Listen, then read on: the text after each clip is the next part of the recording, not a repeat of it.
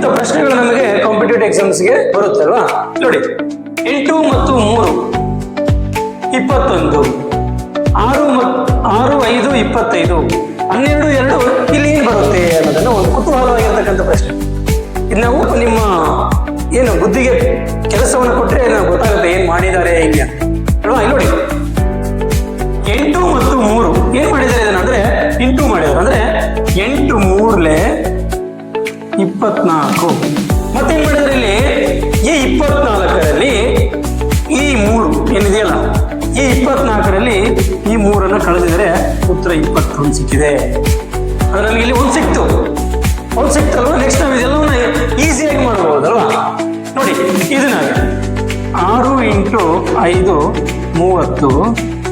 ಈ 30ರಲ್ಲಿ ಏನ್ ಮಾಡ್ಬೇಕು ನಾವು? -5 ಮೈನಸ್ ಮಾಡ್ಬೇಕು. ಏನ್ ಮಾಡ್ಬೇಕು?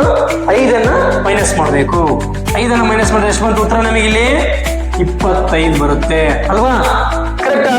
ಹಾಗಾದ್ರೆ ಇಲ್ಲಿ ನೋಡಿ, ಇಲ್ಲಿ ಈಗ ಈ 12 ಇದೆ, ಈ 12 × 2 24 ಅಲ್ವಾ.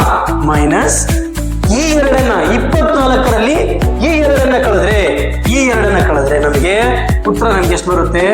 22 ಬರುತ್ತೆ. ಅಂದ್ರೆ ಉತ್ತರ ಎಷ್ಟಾಗಿರುತ್ತೆ? 22 ಆಗಿರುತ್ತೆ.